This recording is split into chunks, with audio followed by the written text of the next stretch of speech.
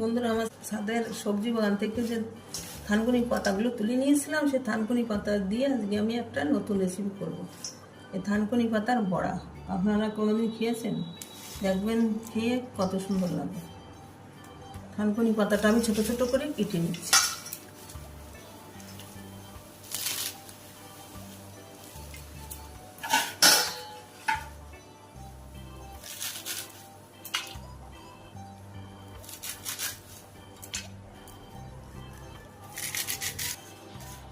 এই দেখুন, সবগুলো আমি ছোটো ছোটো করে কেটে নিয়েছি। এর ভিতরে দিয়ে দেবো দুটো কাঁচা লঙ্কা কুচোনো। কাঁচা লঙ্কা দুটো কুচিয়ে নিচ্ছি। এর ভিতরে দিয়ে দিচ্ছি পরিমাণ মতো নুন, পরিমাণ মতো হলুদ গুঁড়ো। এবার এর ভিতর দিয়ে দেবো বেসন, দিয়ে আমি ভালো করে মেখে নেব।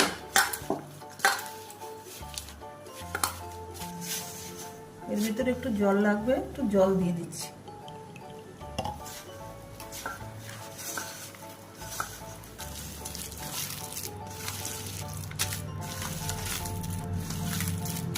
সবকিছু দিয়ে আমি এইভাবে মেখে নিচ্ছি।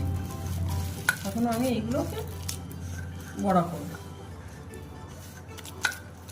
কড়াইটা গরম হয়ে গেছে, দিয়ে দিচ্ছি সর্ষের তেল। তেলটা গরম হয়ে গেছে, আমি বড়ার শেপে তেলের উপর দিয়ে দিচ্ছি।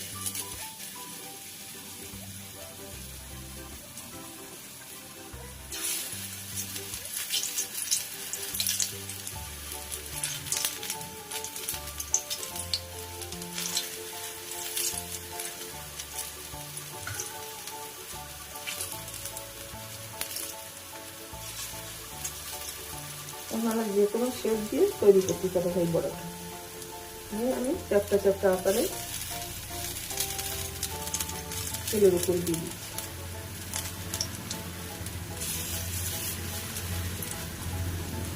এখন বড়াগুলোকে আমি উল্টে দিচ্ছি।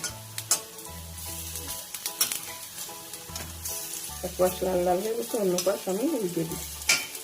এভাবে সবগুলো আমি উল্টে দেবো। বন্ধুরা, এই দেখুন আমার তৈরি হয়ে গেছে থানকুনি পাতার বড়া। এখন আমি নামিয়ে নিচ্ছি।